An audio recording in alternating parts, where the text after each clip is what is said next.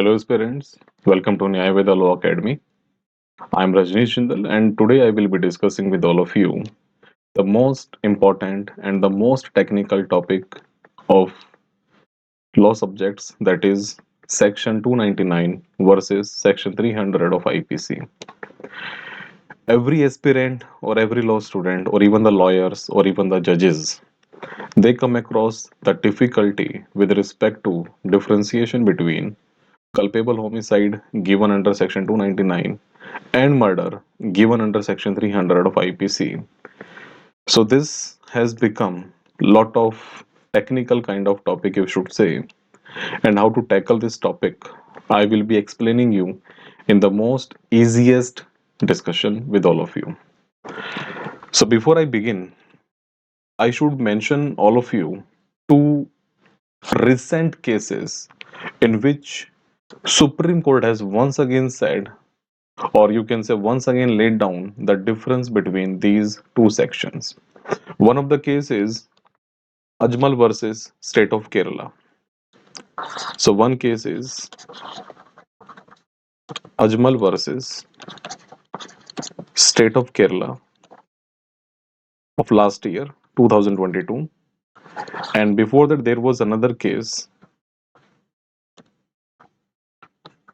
Mohammad Rafiq versus State of Madhya Pradesh 2021.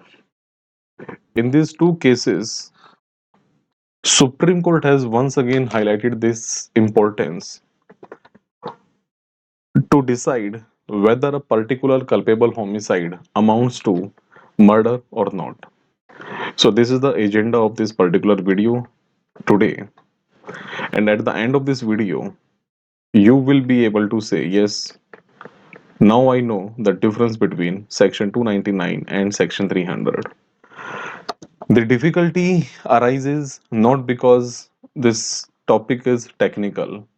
The difficulty arises because of the, you can say, these two sections have been written by the lawmakers of IPC, and this was categorically mentioned in Law Commission 42nd report. In the 42nd report, this was discussed in detail that this particular section 299 and section 300 in IPC are mentioned incorrectly and their nomenclature is incorrect. Now you will be surprising, sir ऐसा कैसे हो सकता है कि मतलब ये तो इतना बेटर ड्राफ्ट किया गया था आईपीसी। तो बस यही मैं समझाना चाहता हूँ। Law Commission of India in this particular 42nd report has mentioned the issue with respect to drafting of these two sections. So what was that issue and what is the report of Law Commission and how they said that this should be corrected in what way? I will discuss all these things with you in this video. So before I begin, I will take you to the wordings of section 299 and section 300. Please read it very carefully. And I will be first explaining you the basic difference between these two sections in this video. In the next video, I will be discussing the latest and the landmark cases with all of you. So this is the way I will be covering this particular topic. Okay.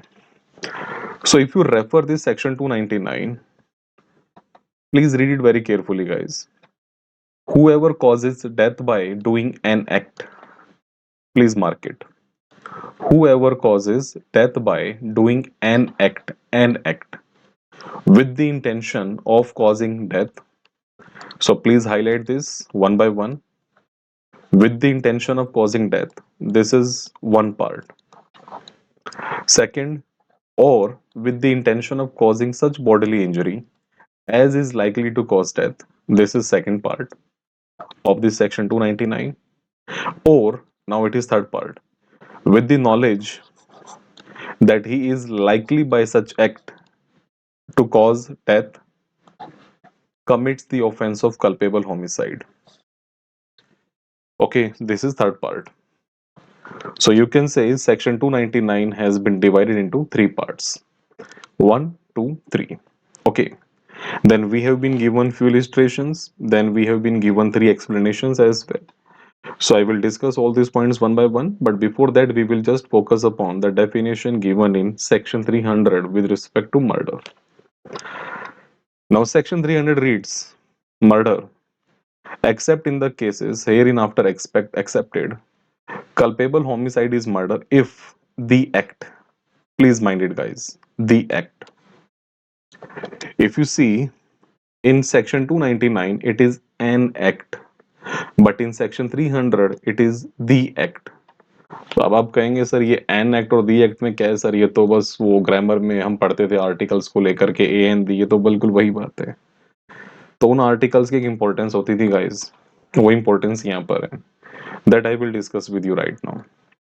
तो if the act, उधर an act है, इधर the act है, तो please mark कर लीजिएगा इस चीज को। यही सबसे बड़ा समझने का तरीका, यहां पर बात करता है एन एक्ट को लेके, यहां बात करता है ये दी एक्ट को लेके। Number one, this is the one of the biggest difference of this particular topic. Okay, now I will be coming to that point कि आखिर है क्या, I will discuss this with you, just wait a minute. Now further it says, if the act by which the death is caused is done with the intention of causing death. If you read, it is first part, or you can say firstly, then secondly, thirdly, fourthly. तो section 299 जो है आपका, that has been divided into three parts, while section 300 is divided into four parts. तो आपके यहाँ तीन parts हैं, यहाँ चार पार्ट्स हैं, ये ध्यान रखिएगा, ठीक है। आगे चलते हैं।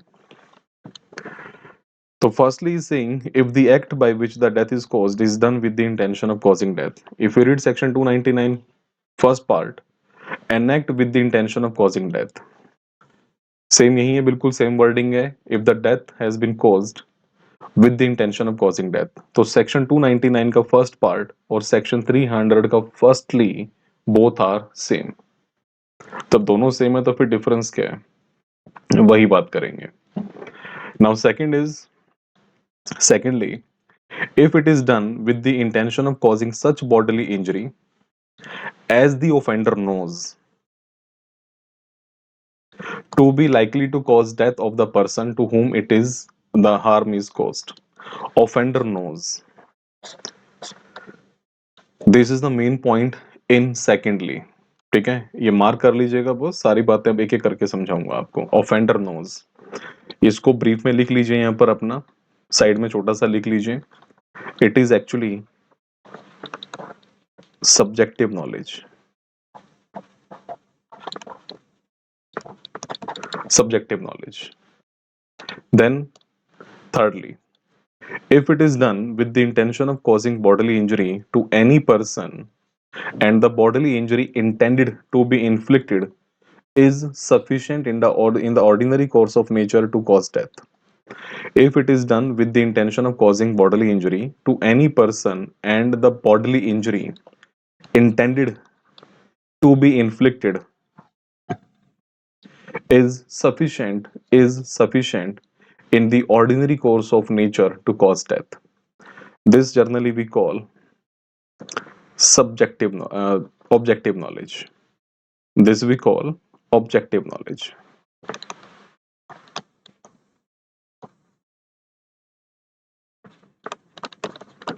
So under thirdly it is objective knowledge, under secondly it is subjective knowledge. तो सेक्शन 299 का फर्स्ट पार्ट, सेक्शन 299 का फर्स्ट पार्ट हम रीड करेंगे इसको सेक्शन 300 के फर्स्टली के साथ। सेक्शन 299 का second part we will discuss this with section 300 secondly and thirdly. इनको ऐसे पढ़ा जाता है।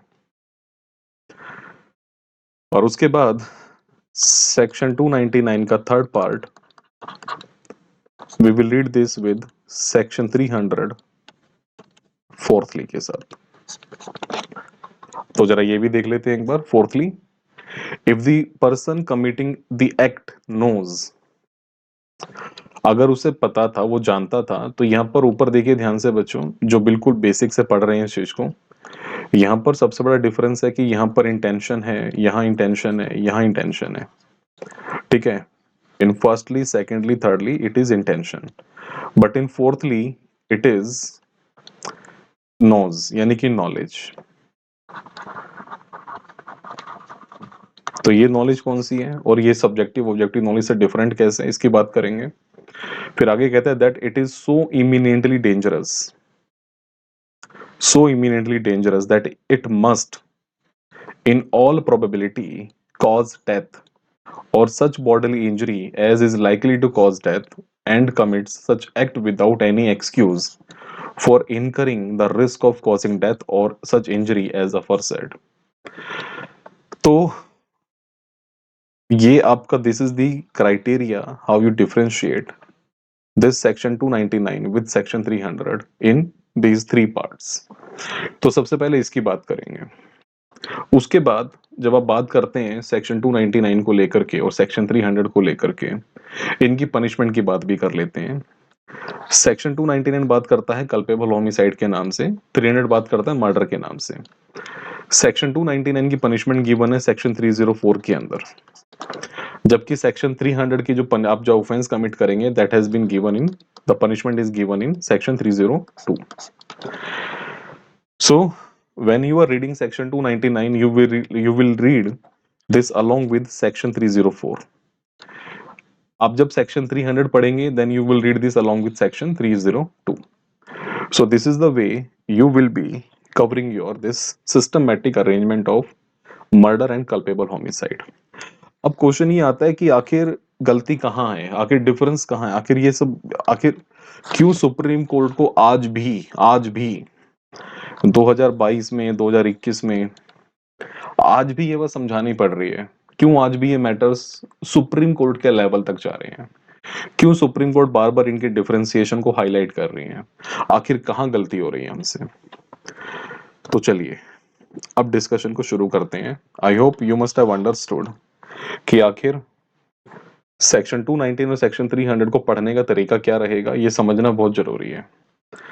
तो बेरेक्ट वगैरह पर हाथ मत लगाइए, जस्ट साइड में रख दीजिए, कोई पुक मत उठाइए, कोई केस मत उठाइए। एक सिंपल लेमैन की तरह से बात करेंगे, बिल्कुल सिंपल लेमैन की तरह से। देखिए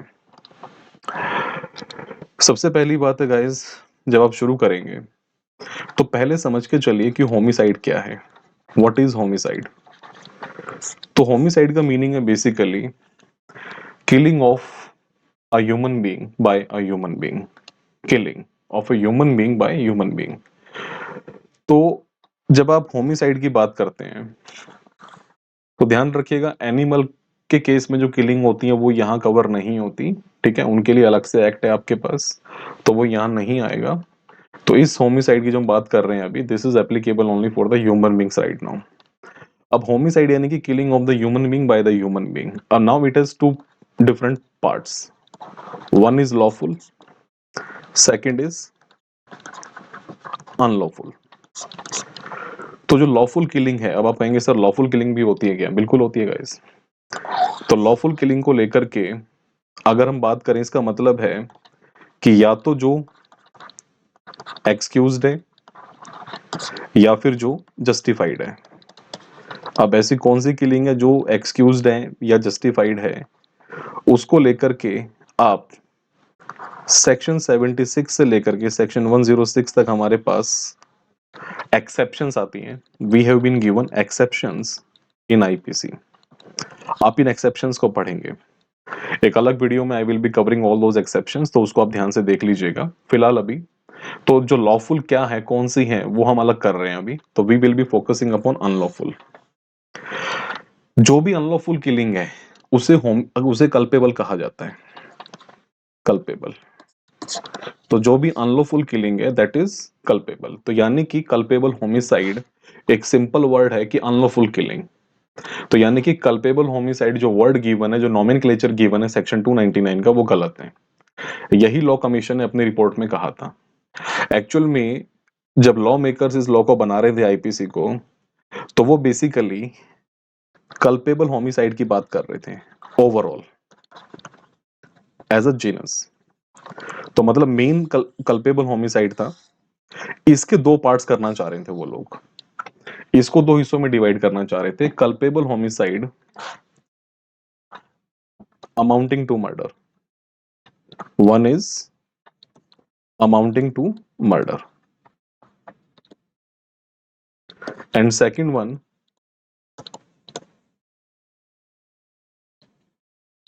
नॉट अमाउंटिंग टू मर्डर।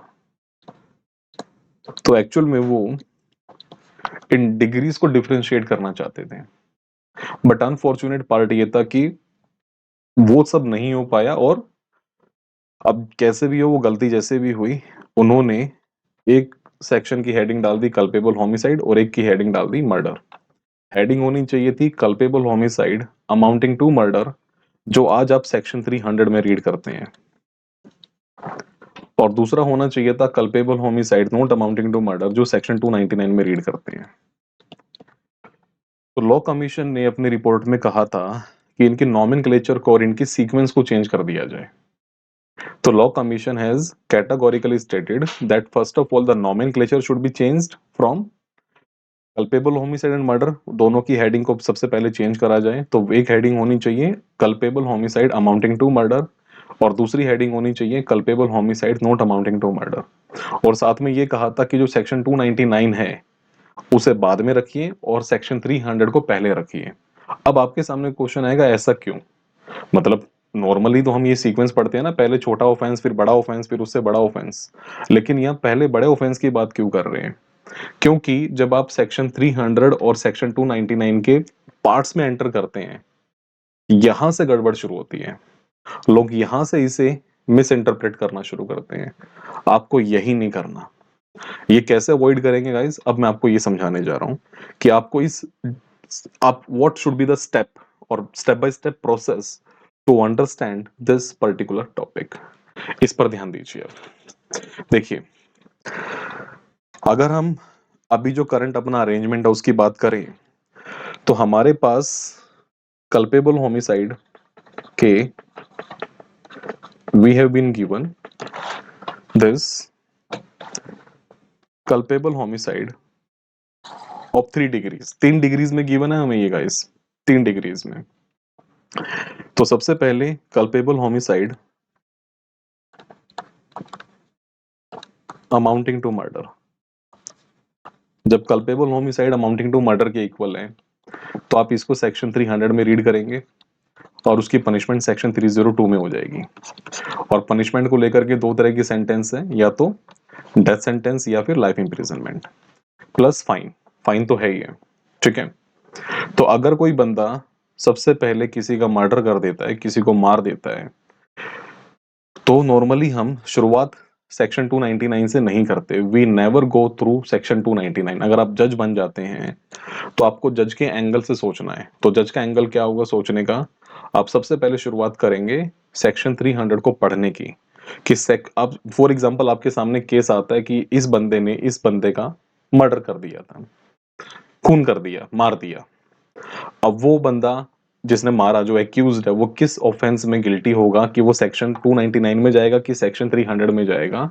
आपको ये अप्लाई करने के लिए यहां पर सेक्शन 299 में नहीं जाना।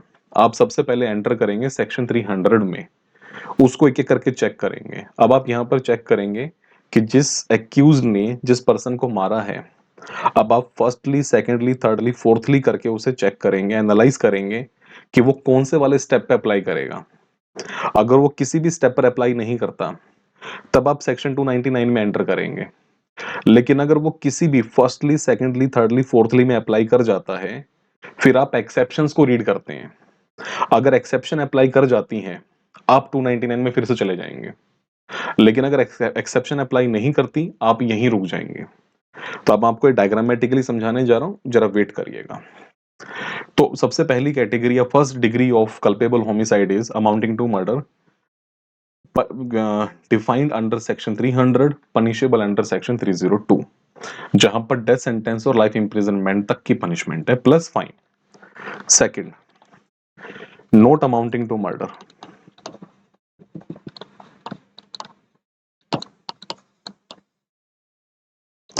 We basically call this second degree, यानी कि इसी के दो कैटेगराइजेशन है, यानी कि आप इसे कह लीजिए सेम।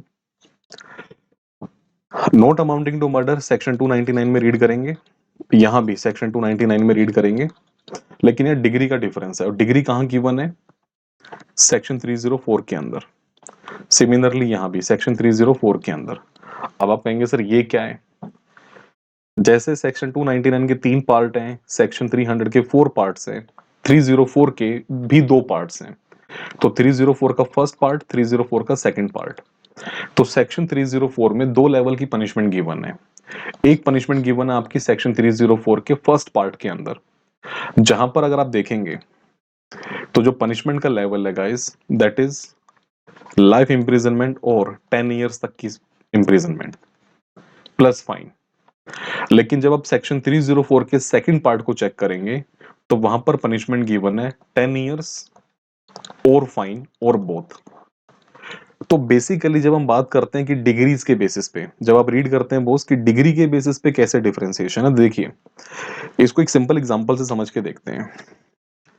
आप कभी जब आप स्कूल में थे तो फॉर एग्जांपल टीचर अभी क्लास में नहीं आएंगे तो आप सब क्या करते थे, शोर मचाते थे, बात करते थे।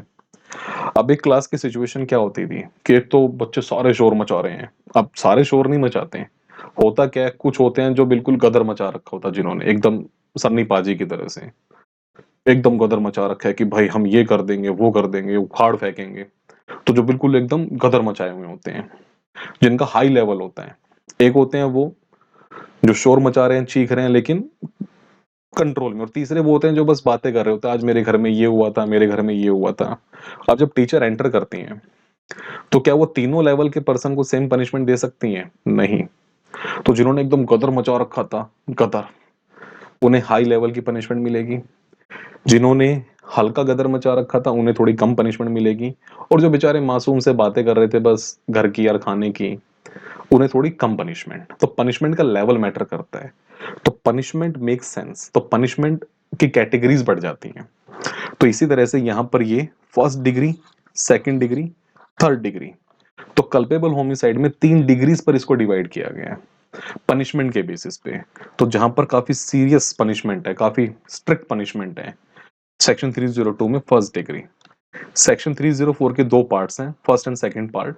फर्स्ट पार्ट में थोड़ी कम पनिशमेंट है, 304 के सेकंड पार्ट में बहुत कम पनिशमेंट है, मतलब वहां पर सिर्फ फाइन लगा करके भी छोड़ा जा सकता है। ठीक है, तो this is the way you study this particular thing. तो यहां से एक बात समझिए, आप सेक्शन 299 में पहले नहीं जाएंगे, आप सबसे पहले एंटर करेंगे सेक्शन 300 के अंदर। कैसे करेंगे अब वो देखिए। I hope this must be clear to all of you कि आखिर इसको मूव कैसे करना है। अब देखिए बॉस, आगे आप क्या करेंगे, सबसे क्रूशियल पॉइंट क्या है आपके लिए, सबसे सबसे क्रूशियल पॉइंट ये है कि आप जब सेक्शन 299 और सेक्शन 300 का कंपैरिजन करते हैं, तो मैंने कहा ना सेक्शन 299 में आप नहीं जाएंगे, you will enter into section 300। तो जैसे हम कोई गेम खेलते हैं तो गेम खेलने के लिए कई सारे गेट्स होते हैं, प्रिंस ऑफ पर्शिया जैसे, तो आपको चूज करना है कौन सा गेट आपके लिए सबसे बेटर है। तो हम एंटर करेंगे सेक्शन 300 के गेट से, 299 पर बाद में देखेंगे। तो सबसे पहले फर्स्टली की बात कर लेते हैं। साफ साफ लिखा गया है with an intention of causing death, if death has been caused with an intention of causing death. और अभी मैंने एक और बात आपसे नहीं की है, एन एक्ट और दी एक्ट को लेके अभी आऊंगा, सबसे लास्ट में उसी पर आऊंगा। लॉ कहता है कि देखिए भाई, अगर किसी की इंटेंशन थी डेथ कॉज करने की, इंटेंशन। और एक और बात ध्यान रखिएगा बोस, आप जो मेंसरिया पढ़ते हैं, क्योंकि किसी भी क्राइम को पनिशेबल बनाने के लिए 2 एलिमेंट्स होने बहुत जरूरी हैं, कुछ ऑफेंसेस को छोड़ के, मेंसरिया प्लस एक्टस रियास। तो मेंसरिया को सिर्फ और सिर्फ इंटेंशन मत समझा करिए, mens rea doesn't mean only intention. It also includes other mental faculties as well, और आपके मेंटल एलिमेंट भी इंक्लूड किए जाते हैं। इंटेंशन, नॉलेज, नोइंगली, डेलिबरेटली, ठीक है। तो ये सारे के सारे एलिमेंट्स जो हैं मेंटल फैकल्टीज, या मतलब you can say mental element के दायरे में कवर होते हैं। कल्पेबल होमिसाइड के अंदर इंटेंशन और नॉलेज दो बातें यूज की गई हैं। तो अगर आपकी इंटेंशन किसी को मारने की थी और आपने उसे मार दिया, सेम यही wording as it is, same wording यहां लिखी गई है, with an intention of causing death. अब क्वेश्चन ये आता है बॉस, यहां भी सेम वर्डिंग है, यहां भी सेम वर्डिंग है, तो फिर डिफरेंस क्या है? इवन इलिस्ट्रेशन भी दे रखी है, वहां भी अलग अलग तरह की बातें हैं। तो चलिए बॉस अब बात कर लेते हैं आखिर डिफरेंस क्या है। देखिए, बीइंग अ जज, अब आप एक लेमैन की तरह मत सोचिए, थिंक लाइक अ जज। आपके सामने एक मैटर आता है जहां पर एक बंदे ने किसी बंदे की डेथ कॉज कर दी है। आपने देखना है एविडेंसेस वगैरह के बेसिस पे, क्या उस आदमी की इंटेंशन थी मारने की? हाथ थी, और उसने मार दिया, काम खत्म, चैप्टर फिनिश हो गया, अब यहीं रुक जाइए और कहीं नहीं जाना आपको। इंटेंशन थी, डेथ कॉज हो गई, काम खत्म, और कहीं नहीं जाएंगे, रुक जाइए। It is a clear cut case of murder under section 300। Firstly में वो आदमी गिल्टी हो चुका है, काम खत्म, और कुछ नहीं देखना आपने। लेकिन बस आपको एक छोटा सा काम करना है, एक छोटा सा काम, बड़ा छोटा सा काम। वो छोटा सा काम पता है क्या है बॉस? बस आप एक काम करेंगे, you will check now exceptions. We have been given 5 exceptions over here in section 300। Section 300 में हमारे पास 5 एक्सेप्शंस गिवन है बॉस, 5 एक्सेप्शंस। आपको कुछ नहीं करना, आपको सिर्फ ये एक्सेप्शंस को चेक करना है। अगर एक बंदे ने किसी को विद एन इंटेंशन मार दिया तो वो 300 के फर्स्टली में गिल्टी हो चुका है, काम खत्म, सेक्शन 299 में नहीं जाना। आपको बस एक्सेप्शन चेक करनी है कि क्या वो 5 एक्सेप्शन में से कोई एक्सेप्शन का बेनिफिट उसको मिल सकता है क्या? हाँ, यस। अगर यस है, आप यहां एंटर कर जाएंगे सेक्शन 299 के फर्स्ट पार्ट में। तो यानी कि अगर एक्सेप्शन अप्लाई कर जाती है तो आपके लिए 299 का यानी कि 299 का गेट ओपन होगा, वरना गेट ओपन ही नहीं होगा।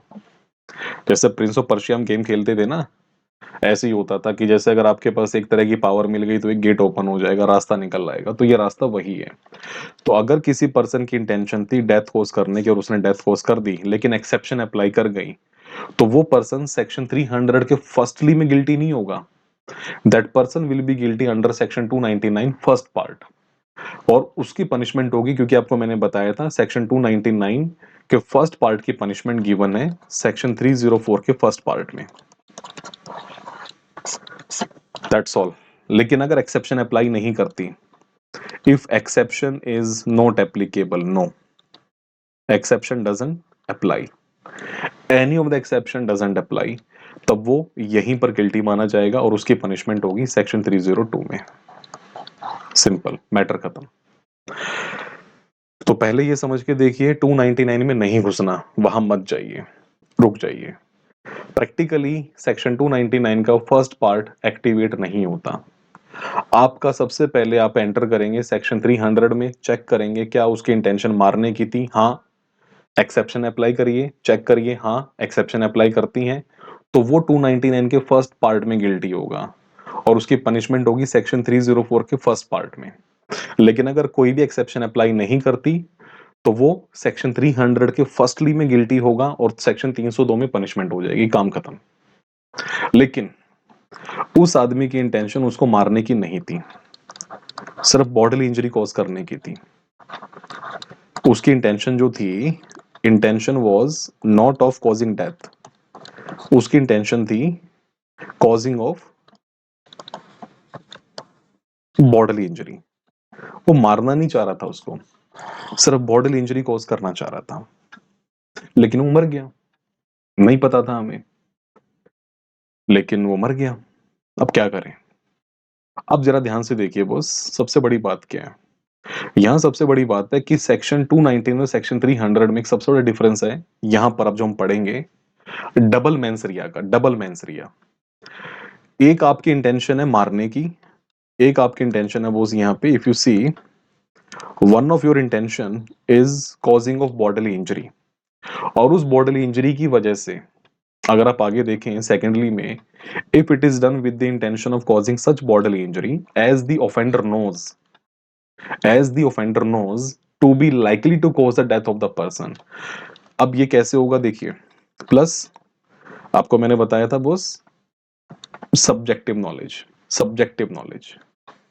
अब आप कहेंगे सर ये सब्जेक्टिव नॉलेज क्या है, चलिए इसको समझ के देखते हैं। What is the subjective knowledge? ये है दूसरी मेंसरिया। तो एक मेंसरिया हमारे पास यहां हो गई, this is our first mens rea, एक मेंसरिया ये है और दूसरी मेंसरिया यहां पर है ये। अगर ये दोनों हैं तो वो पर्सन गिल्टी होगा सेक्शन 300 के सेकेंडली में, पनिशमेंट होगी 302 में। तो अगर किसी पर्सन की इंटेंशन थी बॉडीली इंजरी कॉज करने की और उसको सब्जेक्टिव नॉलेज थी और वो बंदा मर गया, he will be guilty under section 300 secondly punishable under section 302। फिर हम चेक करेंगे एक्सेप्शन, अगर एक्सेप्शन अप्लाई कर जाएगी अगर एक्सेप्शन अप्लाई कर जाती हैं तो वो चला जाएगा सेक्शन 299 के सेकंड पार्ट में, पनिशमेंट होगी सेक्शन 304 के फर्स्ट पार्ट में। फिर से देख लीजिए बॉस यहाँ पे, तो अगर बंदा बेसिकली उसको नहीं मारना चाहता था, मतलब उसकी बॉडीली इंजरी कॉज करना चाहता था, लेकिन एक्सेप्शन अप्लाई कर जाती हैं, या ये डबल मेंसरिया प्रेजेंट नहीं है। ध्यान से देखिए बॉस, मैंने कहा ना दोनों में डिफरेंस क्या है। सेक्शन 299 में सिर्फ इंटेंशन है बॉडीली इंजरी है, लेकिन सेक्शन 300 में सब्जेक्टिव नॉलेज भी है। तो या तो सब्जेक्टिव नॉलेज ना हो या एक्सेप्शन अप्लाई कर जाए, तो इन्हीं दो रास्तों से आप कहां एंटर करेंगे, सेक्शन 299 के अंदर सेकंड पार्ट में, और पनिशमेंट कहां होगी, सेक्शन 304 के फर्स्ट पार्ट में। सेम थिंग अप्लाई होती है आपकी, बिल्कुल सेम थिंग अप्लाई होती है आपकी थर्डली के अंदर। इंटेंशन है तो बॉडीली इंजरी कॉज करने की, प्लस उसको ऑब्जेक्टिव नॉलेज है, ऑब्जेक्टिव नॉलेज। फिर से देखिए boss, we have been given double mens rea, intention and knowledge, objective knowledge. अब आप कहेंगे सर ये सब्जेक्टिव ऑब्जेक्टिव नॉलेज क्या है सर, बड़ा कंफ्यूज हो रहे हैं सर। यही तो दिक्कत है, यही तो कंफ्यूजन है इसके अंदर, यही तो समझाना है, तभी तो आज आप सुन रहे हैं। तो इन दोनों ही केसेस में अगर आपकी इंटेंशन थी बॉडीली इंजरी कॉज करने की और आपको सब्जेक्टिव नॉलेज थी, तो आप सेकेंडली में गिल्टी हैं। लेकिन अगर एक्सेप्शन अप्लाई कर जाती है, इफ एक्सेप्शन इज एप्लीकेबल, तो आप सेक्शन 299 के सेकंड पार्ट में चले जाएंगे, punishable under section 304 first part. Same thing thirdly में होगी, अगर इंटेंशन थी बॉडीली इंजरी कॉज करने की लेकिन आपको ऑब्जेक्टिव नॉलेज थी और एक्सेप्शन अप्लाई कर जाती हैं फिर, तो सेक्शन 299 का second part punishable under section 304 first part. या फिर ऑब्जेक्टिव नॉलेज भी ना हो आपको, तो या तो आपको सब्जेक्टिव नॉलेज ना हो या ऑब्जेक्टिव नॉलेज ना हो, दोनों ही नहीं है तब भी आप 299 में आएंगे, दोनों हैं लेकिन एक्सेप्शन अप्लाई कर जाती हैं तब भी 299 में ही आएंगे। तो जैसे ही आप 299 के सेकंड पार्ट में आ जाएंगे या फर्स्ट पार्ट में आ जाएंगे, तो आपको सेक्शन 304 के फर्स्ट पार्ट की पनिशमेंट ही भुगतनी पड़ेगी। ठीक है, तो अब देखिए एक बात समझ जाइए बस, एक छोटी सी बात को जरा ध्यान रखिएगा। अगर सेक्शन 290 अगर सेक्शन 300 है आपके पास, if you have been given section 300, आप रीड करेंगे एक एक करके। अगर फर्स्टली अप्लाई कर जाता है प्लस एक्सेप्शन अप्लाई कर जाती हैं, तो आप 299 में घुस जाएंगे, पनिशमेंट सेक्शन 304 के फर्स्ट पार्ट में। अगर उसने ऑफेंस कमिट करा सेकेंडली या थर्डली वाला, फिर एफ बी एक्सेप्शन अप्लाई कर जाती हैं, आप 299 के सेकंड मतलब यहां पर फर्स्ट पार्ट में जाएंगे, यहां पर सेकंड पार्ट में चले जाएंगे, पनिशमेंट सेक्शन 304 के फर्स्ट पार्ट में ही होगी। और अगर आपने फोर्थली में अगर आपने कुछ गलत किया प्लस एक्सेप्शन अप्लाई कर जाती हैं, आप सेक्शन 299 के थर्ड पार्ट में चले जाएंगे, punishable under section 304 second part. ये है डिफरेंशिएशन। तो आपको जो मैं समझाना चाह रहा हूं ना कि यहां तक आना कैसे है, एक तरीका तो ये है आने का, एक्सेप्शंस अप्लाई कर जाती हैं तो। लेकिन अगर सेकेंडली या थर्डली में जो हमारे पास, और फोर्थली में भी जो हमारे पास डबल मेंसरिया है, इन दोनों में पता है क्या, इन दोनों में सबसे बड़ी खास बात क्या है, यहाँ पर डबल मेंसरिया है। ऊपर वाले में इंटेंशन प्लस नॉलेज, फोर्थली में नॉलेज 2 बार है। अभी बताऊंगा कैसे। तो या तो वो डबल मेंसरिया में एक मेंसरिया खत्म हो जाए, तो जैसे मैंने बताया ना आपको अभी, या तो आपको सब्जेक्टिव नॉलेज ऑब्जेक्टिव नॉलेज नहीं थी, आपको ना सब्जेक्टिव नॉलेज थी ना ही ऑब्जेक्टिव नॉलेज थी, आपकी सिर्फ इंटेंशन थी बॉडीली इंजरी कॉज करने की, लेकिन बंदा फिर भी मर गया, तो भी 299 में आ जाओगे। लेकिन अगर आप सेक्शन 300 के सेकेंडली या थर्डली में आप फंस जाते हैं, मतलब सेकेंडली या थर्डली में अगर बंदा गिल्टी है और लेकिन एक्सेप्शन अप्लाई कर जाती है, तब भी 299 में आ जाओगे। तो आने का तरीका क्या है, या तो सब्जेक्टिव नॉलेज को हटा दूं और ऑब्जेक्टिव नॉलेज को हटा दूं, तो इतना पोर्शन है तो भी 299 में आओगे। लेकिन अगर सब्जेक्टिव और ऑब्जेक्टिव नॉलेज दोनों हैं लेकिन एक्सेप्शन अप्लाई कर जाती है, तब भी 299 में आओगे। तो ये 299 में आने का तरीका है। एक्सेप्शंस अगर जब भी अप्लाई करेंगी, पांचों में से कोई भी एक्सेप्शन अप्लाई करेगी, आप हमेशा 299 में घुस जाओगे, सीधी सी बात है। और सेकेंडली, थर्डली और फोर्थली में अगर डबल मेंसरिया वाला जो एलिमेंट है वो मिसिंग हो जाए, सिर्फ सिंगल मेंसरिया रह जाए, आप तब भी यहां पर आ जाओगे 299 में। तो आपको 299 पढ़ने की रिक्वायरमेंट ही नहीं है, आप सिर्फ सेक्शन 300 को पढ़िए, बाकी अपने आप हो जाएगा। अब चलिए फिर से वापस आते हैं। अब सबसे बड़ा क्वेश्चन जो आप सबके माइंड में घूम रहा होगा तब से, कि सर ये सब्जेक्टिव और ऑब्जेक्टिव नॉलेज क्या है। बड़ा सिंपल सा एग्जांपल देके समझाता हूं। देखिए, आप साउथ इंडियन मूवीज आपने देखी होंगी, नहीं देखी तो वो देखिए, क्योंकि साउथ इंडियन मूवीज में सब कुछ होता है, action, romance, suspense, thriller, drama, comedy, सब एक ही मूवी में सब मिल जाता है। तो जैसे होता है ना, कई तरह की मूवीज में क्या होता है कि हीरो को चोट लगी हुई है, हीरो को गोली लगी हुई है, यहाँ शूट कर रखा है विलेन ने, हीरो फिर भी हीरोगिरी दिखा रहा है, और विलेन हीरो को पकड़ लेता है और वहीं पर दबाना शुरू करता है, मारना शुरू करता है, वहीं पर पीटता है उसे, जहां पर हीरो जख्मी है, जहां पर उसको चोट लगी हुई है। यानी कि आपको पता है, यू नो वेरी वेल कि इस बंदे को यहाँ चोट लगी हुई है, और आप उसके बाद भी वही मार रहे हो उसको। सपोज करो गजनी, गजनी के सर पे चोट लगी हुई है, उसे पता है कि अगर इसके सिर पे मारा दोबारा से ये खत्म, कहानी खत्म, और आप ठहरे बदमाश एक नंबर के, और आपने मारा सर पे देके, उसके वही मारा जहां चोट लगी थी, और वो बंदा टैब बोल गया। It is subjective knowledge. तो आपकी इंटेंशन बॉडीली इंजरी कॉज करने की थी, और आपको पता था कि अगर मैंने इसको यहां मारा या फिर यहां इसको मैंने मारा, ये मर जाएगा, और आप वहीं पर मार रहे हैं। It is subjective knowledge. लेकिन अगर आपको ये नहीं है, आपको नहीं पता था कि भाई साहब ये तो यहां पर इसके चोट लगी हुई है, छोटा दिमाग है, छोटा मगज है, मारने पर मर जाएगा, आपको नहीं पता था, तो सब्जेक्टिव नॉलेज मिसिंग है, 299 में चले जाओगे।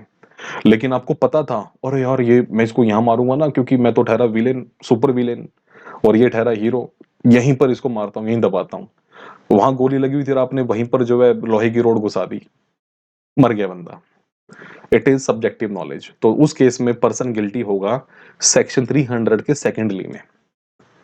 फिर हम एक्सेप्शन चेक करेंगे। तो जैसे ही आप सेक्शन 300 के किसी भी पैरामीटर में सामने वाले को गिल्टी पा लेते हैं, if you come to know कि भाई सामने वाला बंदा सेक्शन 300 के इस पर्टिकुलर फर्स्टली, सेकेंडली, थर्डली या फोर्थली में गिल्टी है, अगर आपको एक बार ये पता चल गया, फिर आपको एक्सेप्शन चेक करनी है। अगर एक्सेप्शन अप्लाई कर जाएगी, तो आप सेक्शन 300 के उस प्रोविजन के कोरोस्पोंडिंग सेक्शन 299 के प्रोविजन में चले जाओगे। लेकिन अगर एक्सेप्शन अप्लाई नहीं करती, तो वो पर्सन उसी सेक्शन 300 के उसी प्रोविजन में गिल्टी रहेगा। तो अगर एक्सेप्शन अप्लाई नहीं करती, आपको पता था कि यहां पर मारने से ये मर जाएगा, आपको नॉलेज थी, तो उस और एक्सेप्शन का अप्लाई, एक्सेप्शन अप्लाई नहीं करती सेक्शन 300 की 5 एक्सेप्शंस, तो वो पर्सन सेक्शन 300 के सेकेंडली में गिल्टी होगा। अब बात आती है ऑब्जेक्टिव नॉलेज क्या है। फिर भाई ये क्या है ऑब्जेक्टिव नॉलेज। तो इंटेंशन है बॉडीली इंजरी कॉज करने की, लेकिन आपको ऑब्जेक्टिव नॉलेज है। And now what is this objective knowledge. तो यहां पर एक हम लैंडमार्क केस हमेशा रेफर करते हैं बोस, आपने सुना होगा विरसा सिंह के केस के बारे में। तो एक केस है, बड़ा फेमस केस माना जाता है विरसा सिंह का। तो विरसा सिंह के केस में एक बड़ा ही इंटरेस्टिंग जजमेंट हेल्ड किया गया था, जो आप सबको पता भी होना चाहिए, और जिसको लेकर के जो है काफी सारे मतलब डिस्कशन की जाती हैं। तो what what is this point actually, आखिर वो पॉइंट क्या है, और मतलब उसको लेकर के how exactly you should read, तो उसको लेकर के जो है I will just mention you the parameters over here. मैं विरसा सिंह वाले केस के पैरामीटर्स को जरा यहां मेंशन कर रहा हूं।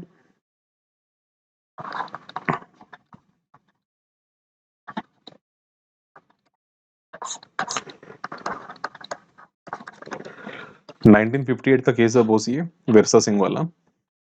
इस केस में कहा गया था कि देखिए, अगर आप इस सेक्शन 300 के थर्डली की अगर डेफिनेशन पढ़ेंगे ना ध्यान से, if it is done with the intention of causing bodily injury to any person and, यहां से यह है अगला पार्ट ऑब्जेक्टिव नॉलेज को लेके, the bodily injury intended to be inflicted, तो जो इंजरी की गई है is sufficient in the ordinary course of nature to cause death, कि वो इंजरी ऑर्डिनरी कोर्स में डेथ करने के लिए सफिशिएंट थी और कुछ नहीं था। तो सबसे पहली बात तो आपको ये प्रूव करना पड़ेगा कि जो बॉडीली इंजरी कॉज की गई है that was done with an objective. तो ऑब्जेक्टिवली आपको स्टैब्लिश करनी है बात कि उसको बॉडीली इंजरी जो कॉज की गई है ना भाई, वो विद एन ऑब्जेक्टिव की गई है, ऑब्जेक्टिवली स्टैब्लिश करनी है आपको ये बात।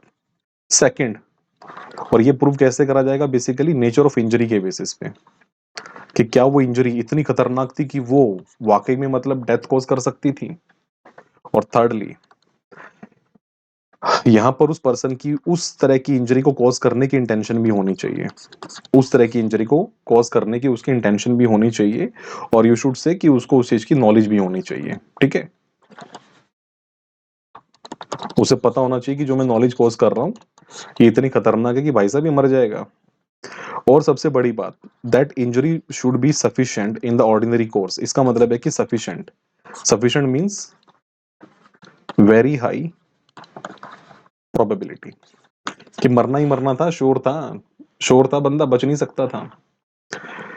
तो यहां पर सबसे बड़ी रिक्वायरमेंट क्या है, हम बेसिकली इसको कैसे स्टडी कर लेते हैं, इसको ब्रीफ में अगर देखा जाए तो इसको पढ़ने का बड़ा आसान तरीका है बस।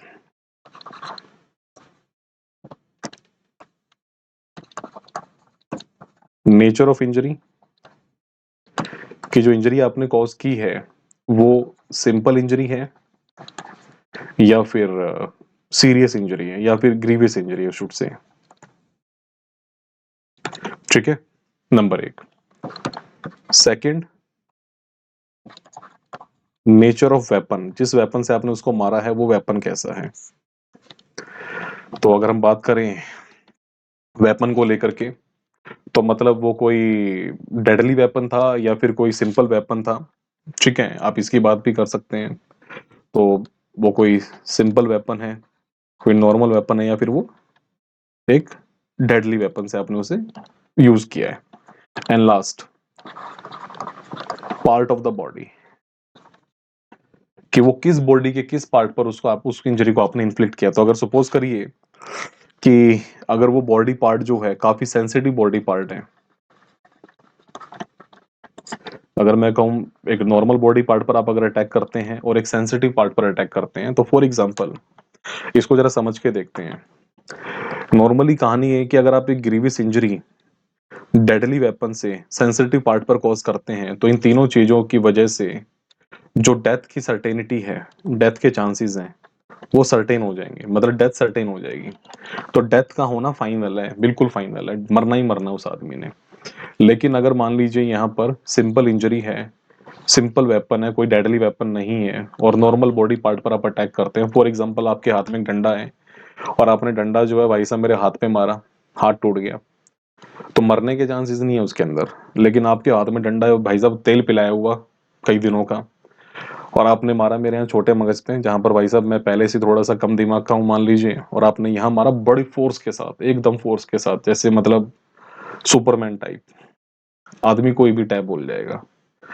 तो कहने का पर्पस ये है कि जहां पर आपको ये मतलब अल्टीमेटली कहानी ये है कि भाई आपको पता था कि जो इंजरी आप कॉज करने जा रहे हो, ठीक है, आपकी इंटेंशन थी बॉडीली इंजरी कॉज करने की, और आप मारे जा रहे हो, मारे जा रहे हो, बंदे को भाई साहब पीटे जा रहे हो, बंदे ने मरना ही है। तो वेपन कैसा है, इंजरी कैसी है, कहाँ मारा गया है, अब आप कोई छोटा वेपन लेकर के भी, लेकिन जैसे फॉर एग्जांपल आपने जब ये मिर्जापुर वेब सीरीज देखी होगी, तो मिर्जापुर वेब सीरीज में कंपाउंडर भैया जो हैं एक बंदे का गला उस तरह से काटते हैं। मिर्जापुर वेब सीरीज के सीन को याद करिए। कहने को उस तरह एक छोटी सी चीज है, लेकिन उस तरह को आपने किस तरह से यूज किया, कौन से बॉडी पार्ट पे यूज करा और किस तरह की इंजरी आपने कॉज करी, तो हमें पता है कि आपकी इंटेंशन भले ही उसको मारने की ना हो, लेकिन उस बंदे का तो मरना तय है। आपकी इंटेंशन थी बॉडीली इंजरी कॉज करने की, और ऑब्जेक्टिवली आपको पता था कि हर हाल में बंदा मर ही जाएगा, सफिशिएंट है क्योंकि आपने गला। लेकिन अगर आप उस तरह को कहीं हाथ पैर पे किसी जगह कट मार दें, तो जो मरने के चांसेस, जो सर्टेनिटी है, डेथ फिर भी हो सकती है, लेकिन जो चांसेस हैं सर्टेनिटी के वो कम है, वहां प्रोबेबिलिटी ज्यादा है कि बच भी सकता है बंदा। लेकिन गला काट देने से किसी के उसने मरना ही मरना है, तो दैट इज द पॉइंट। तो I hope so all of you should have understood the difference between subjective and objective knowledge. Okay, now coming to the fourthly. अब अगर आप फोर्थली को ध्यान से पढ़ें बॉस, यहाँ पर इंटेंशन नहीं है, नॉलेज है। If the person committing the act knows that it is so imminently dangerous that it must in all probability cause death or such bodily injury as is likely to cause death and commit such an act without any excuse for incurring the risk of causing death or such injury as aforesaid। तो यहां पर भी basically तो कहता है कि देखिए उस पर्सन को नॉलेज थी कि उसका एक्ट इतना डेंजरस है that in must in all probability मरना ही था बंदे को। तो यहां पर भी डबल नॉलेज की बात की गई है। तो यहां पर आपको एक नॉलेज है कि आपका जो एक्ट है वो इतना इमिनेंटली डेंजरस है कि उस बंदे को हर हाल में मरना ही मरना है। तो ऐसे केस में ये जो नॉलेज का एलिमेंट है, ये इंटेंशन नहीं है आपकी मारने की, लेकिन आपको नॉलेज। अब आप कहेंगे सर नॉलेज कैसे, मतलब देखिए नॉलेज का मतलब होता है कॉन्शियस अवेयरनेस। आपको कॉन्शियसली पता है कि जो आप कर रहे हैं ना वो गलत है। लाइक फॉर एग्जाम्पल, अगर कोई बंदा किसी बंदे को सेकंड थर्ड फ्लोर से धक्का दे दे और कहे कि मैं देख रहा था कि ये उड़ेगा कि नहीं उड़ेगा, मेरे को लगता था कि ये सुपरमैन है, मैं धक्का दे के देख रहा था अगर ये सुपरमैन होगा तो उड़ जाएगा, तो आपने उसको धक्का दे दिया। अब उस बंदे के मरने के चांसेस हैं भी और नहीं भी हैं, क्योंकि सेकंड एंड थर्ड फ्लोर से बंदा शायद ना मरे, बच जाए, हाथ पैर टूट जाए, शायद ना मरे और शायद मर भी जाए। लेकिन आपने कहा नहीं यार, सेकंड थर्ड फ्लोर से गिराऊंगा ना तो ये डरेगा नहीं। आप उसको 20वें फ्लोर पर ले और आपने उसे धक्का दे दिया। अब आप भले ही कुछ भी कहते रहे कि नहीं नहीं नहीं नहीं नहीं, अरे मैं तो सुपरमैन चेक कर रहा था वो सुपरमैन है कि नहीं है। 20वें फ्लोर से किसी को धक्का देंगे भाई, कोई भी मर जाएगा। तो आप किसी बंदे को 20th फ्लोर से अगर धक्का देंगे बॉस, अगर आप कोई मतलब नॉलेज है आपको कि आप जो काम कर रहे हैं वो गलत है, वो डेंजरस है और इतना इमिनेंटली डेंजरस है, मरना फिक्स है। This is the issue, this is the point actually. तो यहाँ इंटेंशन नहीं थी आपकी मारने की, बिल्कुल क्लियर कट। आप चाहते ही नहीं थे उसको मारना, आप चाहते ही नहीं थे बॉडी इंजरी कॉज करना, नहीं है ना। मैं कहता रहा हूँ कि आप तो चेक कर रहे थे कि सुपरमैन है कि नहीं है।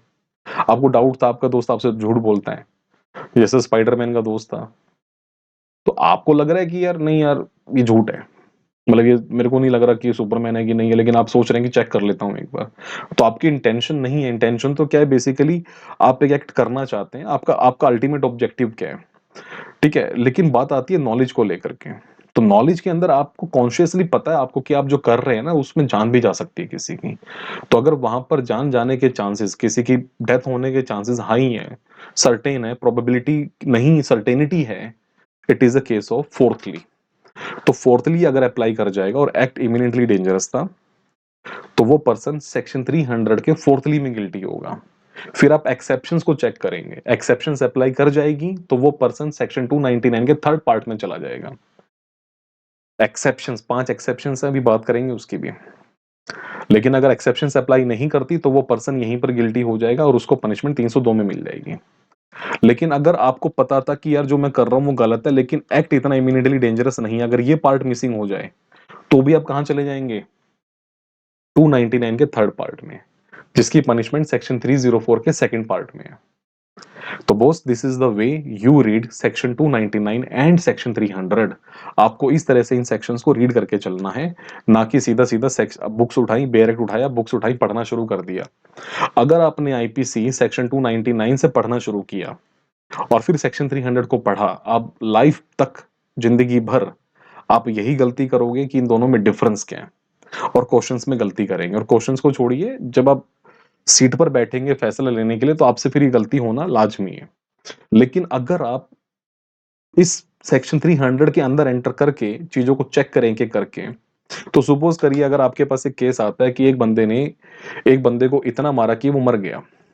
अब आपके सामने केस आता है और आपके सामने फैक्ट्स आते हैं। तो जो अभी मैंने मोहम्मद रफीक वाला केस आपको बताया, एमपी, स्टेट ऑफ एमपी वाला, ये केस यही था कि एक बंदा एमपी में एक फॉरेस्ट एरिया में एक ट्रक बड़ी स्पीड से भगा के भाग रहा था।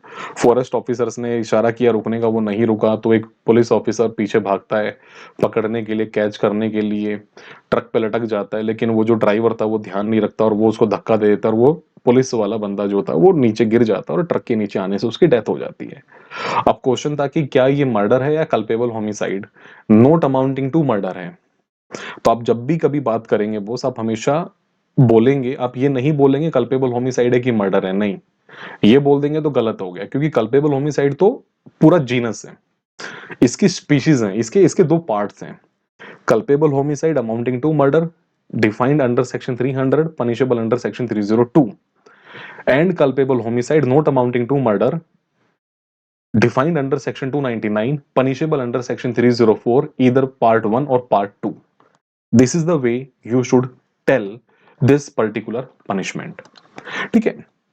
तो यहां पर सबसे बड़ी रिक्वायरमेंट क्या है, सबसे बड़ी बात क्या है, आप जब इन सेक्शंस को पढ़ रहे हैं, इन सेक्शंस को जब आप स्टडी कर रहे हैं, तो एक सीक्वेंस है पढ़ने की, सीक्वेंस को मत तोड़िए, सिस्टमेटिकली पढ़िए। तो फिर से मैं लास्ट एक बार इसको समराइज कर देता हूं। तो आप जब देखेंगे सेक्शन 300 फर्स्टली में अगर वो बंदा गिल्टी है, एक्सेप्शंस को चेक करिए। यस, तो 299 का first part punishment under section 304 first part. Exception apply नहीं करती, अप्लाई करती है तो यहां, नहीं करती तो वापस यहां, हर केस में। Second secondly bodily injury cause करने की इंटेंशन थी, सब्जेक्टिव नॉलेज के साथ थी, सेकेंडली में गिल्टी हो गए। एक्सेप्शन चेक करिए, खत्म बात, 299 में चले जाइए। सेकंड पार्ट में punishment under section 304 first part, same thirdly के साथ है, बस सब्जेक्टिव की बजाय ऑब्जेक्टिव नॉलेज है। अगर उसको सब्जेक्टिव या ऑब्जेक्टिव नॉलेज नहीं थी, सिर्फ इंटेंशन थी बॉडीली इंजरी कॉज करने की, लेकिन बंदा फिर भी मर गया, तब उस केस में डायरेक्ट आप सेक्शन 299 में आ जाएंगे, बिकॉज सेक्शन 300 के एलिमेंट ही पूरे नहीं हो पाए। तो जब आपके सेक्शन 300 के एलिमेंट ही नहीं पूरे होते, तब भी आप 299 में एंटर कर जाते हैं। लेकिन अगर सेक्शन 300 के एलिमेंट्स पूरे हो जाते हैं, आप एक्सेप्शंस को चेक करेंगे, तब 299 में आएंगे, अगर एक्सेप्शंस अप्लाई करेंगी तो, नहीं तो नहीं। And similarly same is with fourthly, but fourthly में क्या है कि नॉलेज होती है, नॉलेज कॉन्शियस अवेयरनेस होती है, तो इसकी डिग्री इंटेंशन से थोड़ी सी कम होती है।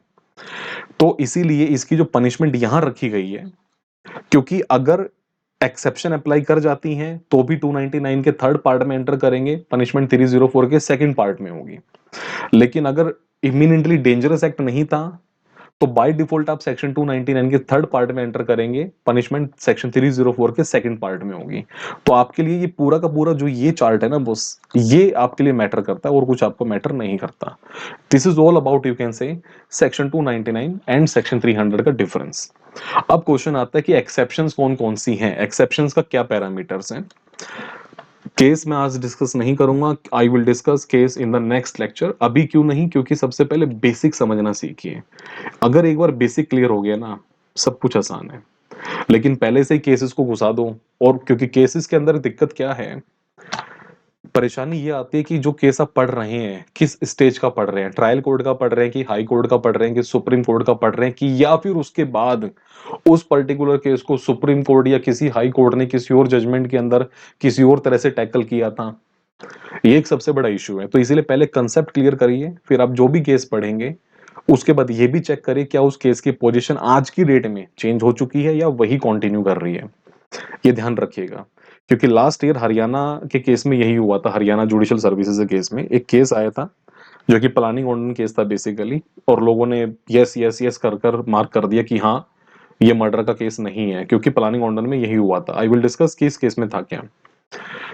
लेकिन उसके बाद सुप्रीम कोर्ट का एक जजमेंट दूसरा आ चुका था दूसरे एंगल में, और लोगों के आंसर्स गलत हो गए। तो वही समझाना चाह रहा हूँ बॉस, इसीलिए फिलहाल पहले सबसे पहले हमेशा कॉन्सेप्ट समझिए, कॉन्सेप्ट समझने के बाद आगे मूव करिए। तो सीधा सीधा जाकर के केसेस पढ़ के बात नहीं बनेगी, केसेस का अगला स्टेप होगा। ठीक है, अब आगे चलते हैं। अब इसके बाद क्वेश्चन ये आता है मेरे सामने कि भाई देखिए, सेक्शन 300 के अंदर हमारे पास कुछ पैरामीटर्स हो रहे हैं। अगर आप देखेंगे सेक्शन 299 और सेक्शन 300 में, जैसे मैंने कहा था, यहाँ पर हमारे पास 3 एक्सप्लेनेशंस हैं, इनको भी देख लेते हैं। और हाँ, एक और बात आपको बता दूं मैं, ये जितनी भी इलिस्ट्रेशंस गिवन है आपकी, इन्हें जरूर पढ़ लिया करिए। एग्जाम में, प्री में, खासकर प्रीलिम एग्जाम के अंदर मैक्सिमम केसेस में illustrations as it is question बन के आती हैं। जितनी भी इलिस्ट्रेशंस हैं उन्हें पढ़िए और एज इट इज, यकीन मानिएगा बॉस, कई सारे स्टेट्स में प्रीवियस ईयर क्वेश्चंस में as it is illustrations question में आ रखी हैं, इन्हें हमेशा पढ़िएगा। ठीक है, एक्सप्लेनेशन पर आ जाते हैं। एक ब्रीफ एक्सप्लेनेशन दे रहा हूं आपको। इसके बाद भी अगर आपके कोई डाउट्स हैं, कोई क्वेरीज हैं, मेरा नंबर आपका स्क्रीन पर गिवन होगा, इसमें इट इज 8860609957। आप मुझे व्हाट्सएप पर पिंग करिए कि सर मेरा ये डाउट है। आप मेरे से फोन पर इंटरेक्शन कर सकते हैं, या फिर आप मेरे स्टडी सेंटर पर आ सकते हैं, आप वहां पर मेरे से 1-to-1 डिस्कशन कर सकते हैं। तो देखिए, explanation 1. A person who causes bodily injury to another who is laboring under a disorder, disease or bodily infirmity and thereby accelerates the death of the other shall be deemed to have caused his death. ये explain कर रखा है कि तुम कल को कहो कि अरे यार मैंने थोड़ी मारा उसे, यार वो तो पहले से बीमार था, मैंने एक थप्पड़ मारा वो मर गया, मैं क्या करूं। आप कल को ये नहीं कह सकते कि भैया डेथ की वजह मेरा मारना नहीं था, वो तो बीमार था इसलिए मर गया। क्योंकि ये अगर जस्टिफिकेशन हमने देनी शुरू कर दी ना कि अरे जो आदमी बीमार है और उससे तुम लड़ाई करो और वो मर जाए, तो तुम तो बेकसूर हो। आपने देखा होगा ना, कई बार कहा जाता है कि जो लोग ड्रंक होते हैं, जो होश में नहीं होते, जो लीकर वगैरह के बाद फिर अपना जो है दूसरी दुनिया में होते हैं, तो उनसे लड़ाई झगड़ा मत करा करो। क्योंकि वो तो उस समय पर जो है किसी ना किसी तरह से कंट्रोल में नहीं है। ठीक है, तो आप अननेसेसरली जो है फिर मूव करना शुरू कर दें, तो बड़े बुजुर्गों की जो कहावत और जो गाइडेंस होती है, प्लीज फॉलो करिए उन्हें हमेशा। तो आप कोई भी एक्सक्यूज दे करके ये नहीं कह सकते कि नहीं मैं गिल्टी नहीं हूं। तो यहाँ पर जो है इट क्लियरली लिखा गया, shall be deem to have caused his death. तो भले ही वो बंदा बीमार था, अगर ज्यादा बीमार था और आपने वहीं पर जाके अटैक करा और आपकी इंटेंशन थी मारने, बॉडली इंजरी कॉज करने की, सेक्शन 300 में चले जाओगे भाई, सेकेंडली में। Explanation 2. Where death is caused by bodily injury, the person who causes such bodily injury shall be deemed to have caused the death, although by resorting to proper remedies and skillful treatment, the death might have been prevented. अब एक बंदे ने किसी को मारा, हाथ पैर तोड़ दिए, और कहता जाओ इसका इलाज करवा लेना। अब इलाज करवाने कोई नहीं आया, और या डॉक्टरों ने इलाज करा भी लेकिन बच नहीं पाया। अब आप कल को ये नहीं कह सकते अरे मैंने तो हाथ पैर तोड़े थे और वो तो जो है हॉस्पिटल में उसका इलाज करवा लेते, आप आपने करवाया क्यों नहीं, तो मेरी गलती नहीं है इसमें। नहीं कर पाएंगे आप, ये सब एक्सक्यूज नहीं ले पाएंगे। The causing of the death of a child in the mother's womb is not homicide, क्योंकि इसे मिस कैरिज कहा जाता है। अब भी बाद में पढ़ेंगे आईपीसी के अंदर आप इन चीजों को। But it may amount to culpable homicide to cause the death of a living child if any part of that child has been brought forth though the child may not have बीन ब्रीथ्ड और been completely born. लेकिन अगर वो बच्चा या कोई body part उसका बाहर आ सकता था, आ गया है, या आने के चांसेस हैं, तो उस केस में जो है फिर ये कल्पेबल होमिसाइड में काउंट किया जा सकता है। ठीक है, 5 एक्सेप्शंस का एक सिंपल आइडिया दे रहा हूं आपको, डिटेल में डिस्कस नहीं कर रहा हूं, वीडियो काफी बड़ी हो जाएगी, इसको अलग से डिस्कस करेंगे। तो एक एक्सेप्शन आपकी है कि जब ग्रेव एंड सडन प्रोवोकेशन, आपने पढ़ा इसके बारे में, केएम नानावती केस बड़ा फेमस है। तो छुपा ये अपना जो एक रुस्तम मूवी आई थी वो भी इसी को लेकर के थी। तो ultimately grave and sudden provocation, कुछ पैरामीटर्स होते हैं इन सभी एक्सेप्शंस के, तो उनको अलग से पढ़ेंगे कि कौन कौन से पैरामीटर्स हैं। तो grave and sudden provocation is one of the exception. Second is, आपने पढ़ा है इसके बारे में बेटा, सेक्शन 76 या 77 78 को लेकर आईपीसी के अंदर, जहां पर अगर कोई पब्लिक सर्वेंट या बेसिकली कोई पर्सन अगर अपना जो ड्यूटी कर रहा है, लेकिन अगर उसकी ड्यूटी वो ज्यादा यूज कर जाए, ठीक है, और बेसिकली कहने का पर्पस है, अगर आप देखें दी